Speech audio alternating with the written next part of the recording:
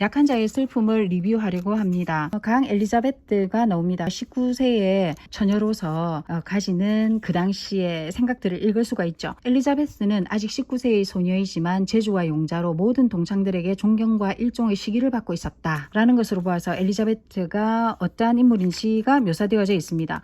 혼자 있을 때는 염세의 생각과 희열의 생각이 함께 마음속에서 발하여 공연히 심장을 뛰놀리며 일어섰다. 살아있을 때는 자기를 압박하는 것으로 유일의 오락을 삼든 부모를 빨리 죽기를 기다리던 그도 부모에 대하여 지금의 유일의 믿을 만한 사람이고 유일의 의뢰할 만한 사람이라는 생각이 났다. 아, 이완씨는 날 사랑한다. 결혼 행복.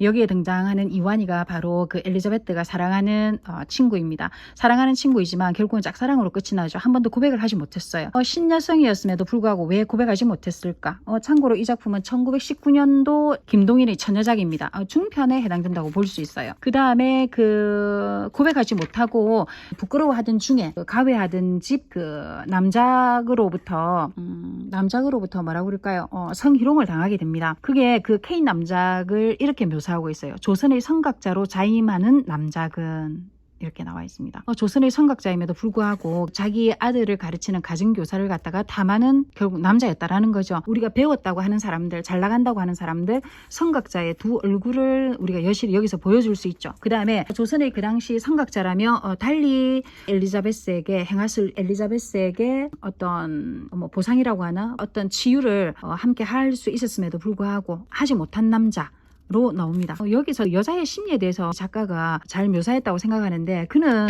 자기가 남자에게 대하여서도 애정을 가지게 된 것을 깨달았을 때의 이 말입니다. 이 말은 뭐냐면 그 남작과 잠을 자고 난 뒤에 이 엘리자베스가 느끼는 감정입니다. 그 다음에 이제 여기서는 보면 1919년도이다 보니까 영어가 많이 나와요. 예를 들어서 K 남작이죠. 그 다음에 친구도 이런 식으로 나와요. 그러니까 이게 그 당시에 이제 결국 이 작가는 배운 사람이고 신문물을 접한 사람이다라는 걸 알 수 있는 거죠. 특히 이 1900년대 작품을 보면 영어 이니셜이라든지 이런 게 많이 나오더라고요. 그 다음에 이제 그 와중에 만약 엘리자베트가 얘기한 날 남자이 오지를 않으면 그는 어찌할 줄 모르게 속이 타고 질투를 하였다라고 하고 이야기하고 있습니다. 그러니까 여자가 남자하고 통정을 하고 난 뒤에 느끼는 감정에 대해서 묘사를 잘하고 있는 것 같아요. 그 다음에 그렇게 이제 하다가 뭐냐면 그 남자를 기다리면서 이렇게 이야기하고 있죠. 심장을 잘 들지 않는 칼로 베어내는 것 같았다라고 이야기하고 있습니다. 그는 잉태로 인하여 그 미래를 잃어버렸다. 그 미래는 없어졌다. 이제 하다가 보니까 일주일에 한 두세 번 정도 남작이 이 엘리자베트의 방을 왔다 갔다 합니다. 그렇게 하고는 그 아내가 바로 옆방에 있음에도 불구하고 쉽게 이렇게 찾아오는 거죠. 찾아오고 그 다음에 엘리자베트는 그 남자를 사랑하지 않았음에도 불구하고 자기가 짝사랑하던 남자에게 고백하지 못함과 짝사랑을 친구들에게 들켰다라는 부끄러움 때문에 남작을 그냥 받아들이게 됩니다. 이 부분이 좀 안타까운 부분이죠. 그렇게 하다가 결국 엘리자베트는 아이를 가지게 되고 아이를 가졌다라는 걸 남작에게 이야기하게 됩니다. 남작과 함께 병원에 가죠. 병원에 가서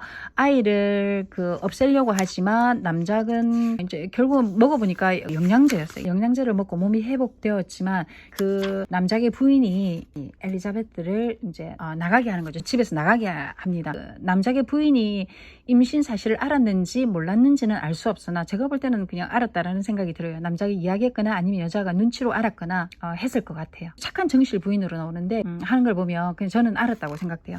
그렇게 하고 도도한 우리 엘리자베스는 오촌 당숙모 집에로 갑니다. 오촌 당숙모 집에 가서 많은 것을 좀 깨닫게 되죠. 자기는 남작으로 인하여 사랑과 모든 즐거움까지 잃어버리지 않았느냐. 모든 것을 잃어버리게 됩니다. 아이를 잃어버리게 되죠. 엘리자베트의 또 한 가지 생각은 남작이 그렇게 나옴으로 인해서 엘리자베트는 재판을 하게 됩니다. 이 부분은 되게 멋진 것 같아요.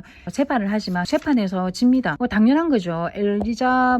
엘리자베스의 당숙모가 이야기합니다. 야, 우리는 산 것이고 거기는 양반이다. 우리가 양반한테 이길 수 있을 거라고 생각하느냐라고 이야기합니다. 이튿날 엘리자베트는 남작을 걸어서 정조 유린에 대한 배상 및 위자료로 5,000원, 서생아 승인, 신문상의 사죄, 강고, 계제, 청구 소송을 경성지방법원에 일으켰다라고 나오죠. 거기서 보면 재판에 집니다. 재판 장면이 나오는데 재판 장면에서 엘리자베스가 쓰러지죠. 뭐라고 이야기하는가 하면 원고에게는 정신 이상이 있는 것을 잊어서는 안 된다. 남작의 자식인지 어찌할까 이렇게 이야기를 하고 있습니다. 그 다음에 원고의 말은 허황되다라고 이야기하죠. 원고의 주장은 하나도 증거가 없다. 그런 거로 원고의 청구는 기각한다라고 이야기하고 있습니다. 재판장에서 남작을 만났을 때 남작은 엘리자베스에게 눈길조차 주지 않습니다. 엘리자베스가 그 몸이 허약 허약하여서 쓰러지죠. 요강에다 하혈을 하고 하혈하면서 나온 그 핏덩이를 만집니다. 아, 이게 사랑이구나 라고 이야기하는 거죠. 그때 약한 자에서 강한 자로 변하게 됩니다. 거기서 뭔가 가슴이 울컥했던 거죠. 그렇게 하고 나서 자기는 자기 20년간의 삶을 돌아봅니다. 아, 내가 20년간 정말 아무것도 한 것이 없구나 라고 생각하죠.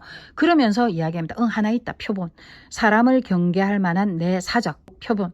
표본 생활이 20년. 아, 사람은 믿을 수 없다라고 생각합니다.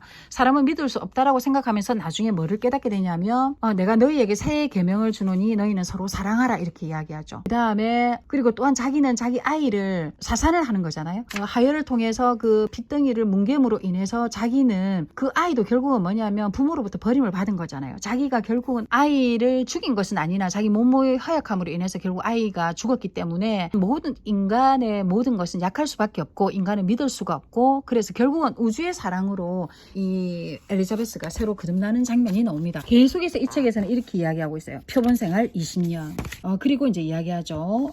자기가 그 하혈을 하면서 아이를 떼고 나서 느끼죠. 가는 목숨 이로라도 살아하시는 것 살아라.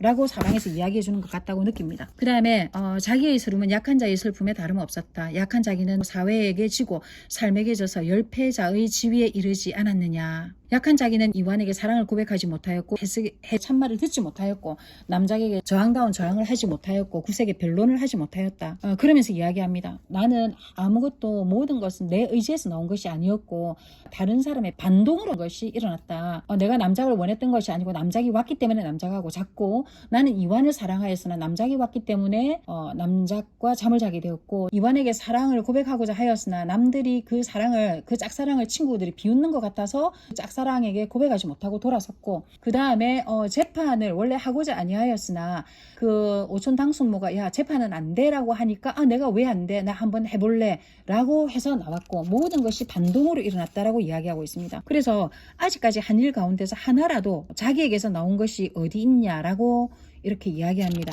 그러면서 사람이란 다 이런 것이다 라고 이야기하죠. 나는 20세기 사람이지만 나의 모든 것은 약한 자의 슬픔으로 시작하였고 마지막 줄은 현대 사람이지만 현대 사람 다의 약함. 20세기 사람이면 강할 것 같지만 약한 자였고 현대 사람이지만 약하다라고 이야기하고 있습니다. 그 다음에 그래서 내가 너희에게 새 계명을 주노니 사랑하라. 여기에서 나옵니다. 사랑은 강함을 낳고 강함은 아름다움을 낳는다라고 이야기하고 있는데 이 엘리자베스가 느끼는 거는 내가 정말로 강한 자로 살고자 한다면 사람이나 부모와 자식, 남녀 간의 사랑에서도 사랑의 강함이 있는 것이 아니라 내가 뭐냐면 우주로부터 오는 것, 뭐냐면 하나님으로부터 오는 사랑, 신에 대한 사랑, 내 앞길의 기초는 이 사랑이다라고 이야기하고 있는데 이 사랑은 뭐냐면 자연에 퍼져 있는 사랑, 천진난만한 어린 아이의 사랑, 무조건 나를 위해서 희생할 줄 아는 사랑 을 이야기하고 있는 겁니다. 그래서 우주로부터 오는 신의 참 사랑을 받아야 된다. 그래서 강하여진다라고 이야기하고 있습니다. 그래서 그의 입에는 온 우주를 쳐누른 기쁨의 웃음이 떠올랐다가 마지막 글귀입니다.